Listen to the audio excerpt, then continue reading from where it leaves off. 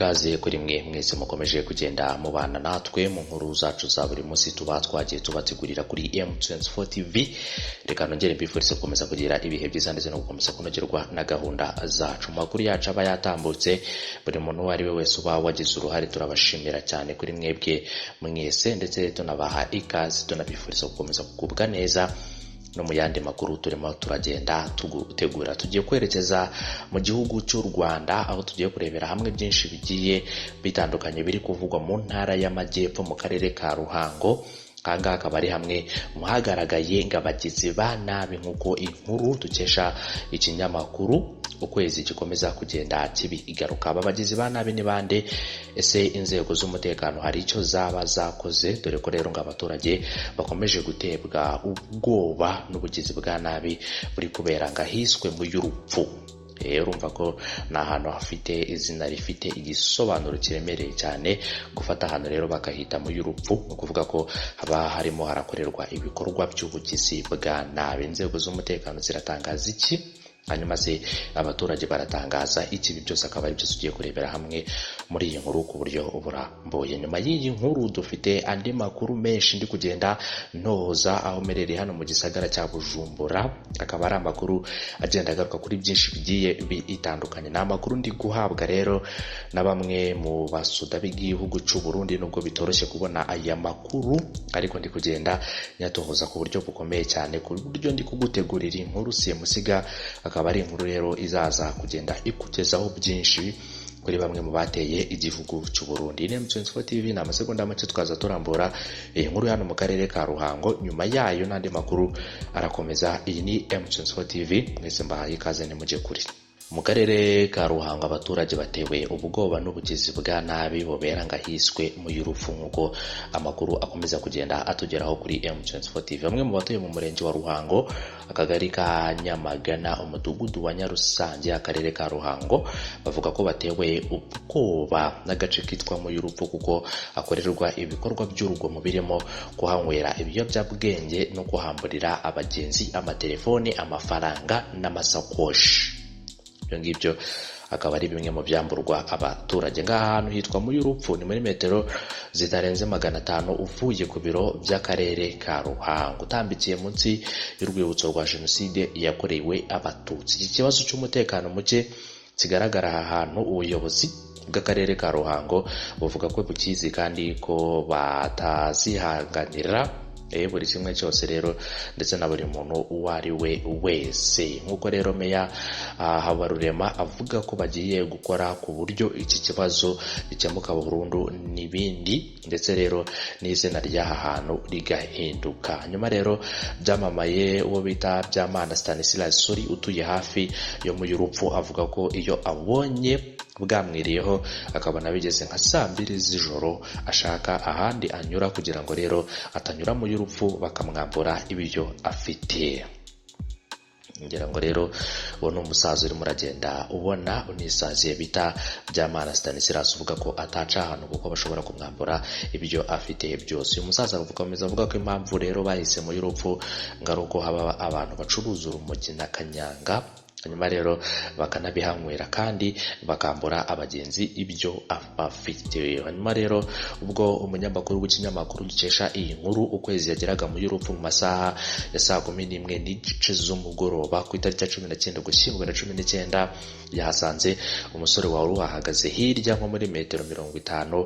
Hahageze hahasanga n'undi. Ibingibi rero bikagaragaza bamwe mu bambuza. Aba basore rero bahise biruka ubwo babonaga uyu Byamana ahingutse aza yegera aho umunyamakuru n'umwe rero muri abo basore bari bahagaze. Hanyuma rero ngubwo baganiraga na Byamana, hari umusore wari wambaye imyenda y'umukara babonye rero agenda mu ishyamba ryo mu y'urupfu. Byamana ati rero n'uriya nawe ni umwe muri ayo mabanda. Umwe rero mu cyangwa se umwe mu banyura mu y'urupfu bataha yabwiye ikinyamakuru Ukwezi ko abo basore bahategera bigeze kumwambura rero telefone. Uyu mugore avuga ko ikintu rero kibahangayikishije ari uko aba bagizi ba nabi bashimuta abakobwa bakaba banabasambanya. Yagize ati rero nahanyuze ngira ngo ngere hirya ku kabari ngure akaburushete n'agafanta kuko nari numva cyangwa se nari mvuye ikabwaya. Nyuma rero bahanyamburiye telefone nyibura rero nyireba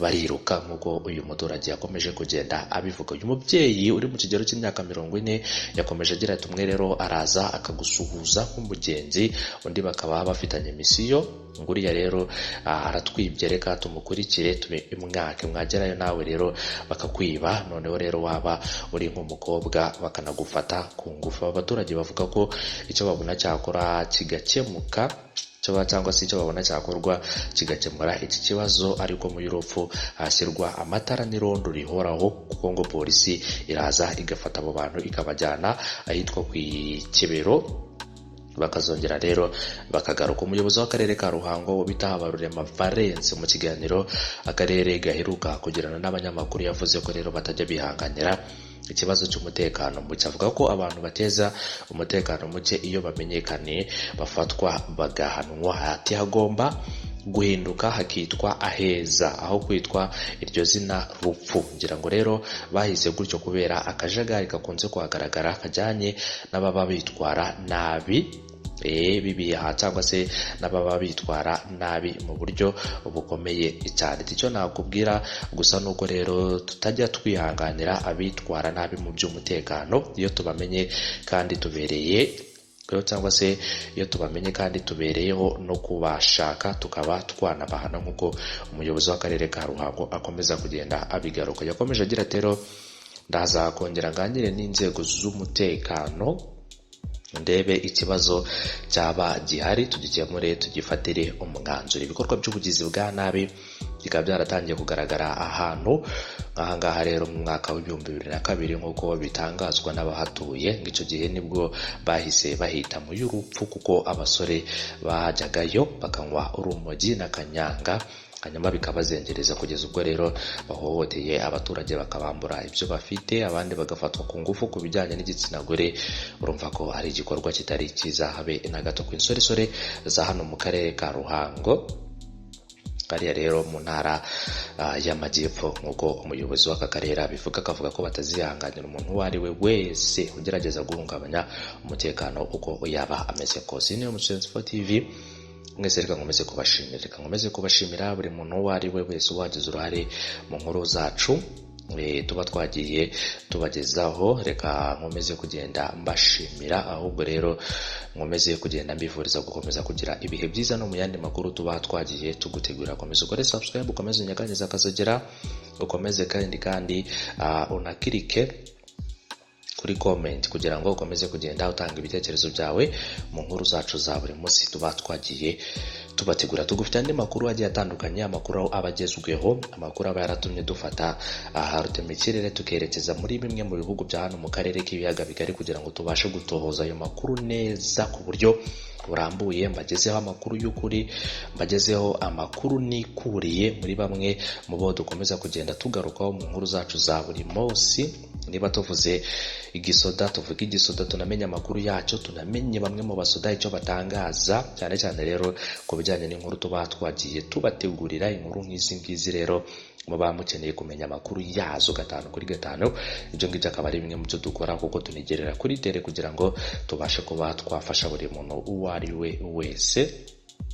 Ikindi kandi rero tunabashe kuba twatanga amakuru arimo ukuri kwinshi aho kugira ngo dutange amakuru arimo ibihuha. Inkuru zacu zizira ibihuha ku buryo bukomeye cyane. Rero inkuru zacu ziba zifite ukuri kwinshi, ni inkuru kandi tukugezaho dukuye mu bitangazamakuru byinshi bitandukanye. Ku nkuru tuba twakugejejeho tuzikuye mu bitangazamakuru, yari inkuru zisabwa ko twigerera ku kibuga tugerayo tukagera kuri tere rero kugira ngo dukurikirane byinshi bitandukanye ku bijyanye n'ayo makuru tugenda tubageza. Mpamvu rero M24 TV nta yindi ushobora kuba wakurikira, nta andi makuru ushobora kuba wakurikira usibye kuba wakurikirana inkuru zacu 5 kuri 5. Mwese ndabashimiye rero, reka mbashimire mbifuriza gukomeza kugira umugoroba mwiza kuri mwese muherereye mu bice bigiye bitandukanye hano mu gihugu cy'u Burundi, abari muri Bubanza, abari muri Cibitoki, abari muri Rumonji, abari muri Mabayi, ndetse rero no mu zindi ntara z'igihugu cy'u Burundi, mwese mbahaye yambo kuri mwebwe mwese. Aba rero mu gisagara cya Bujumbura, reka namwe mbabwire ni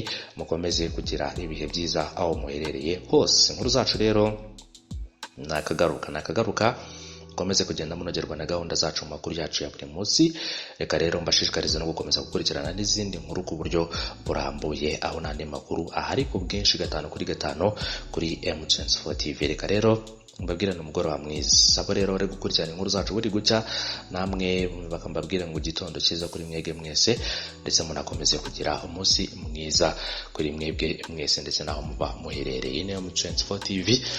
Reka mbabwire ni inkuru zacu nakagaruka. Bye bye, mukomeze kugira umunsi mwiza kuri mwese n'ibihe byiza aho muherereye hose. Bye, inkuru zacu nakagaruka.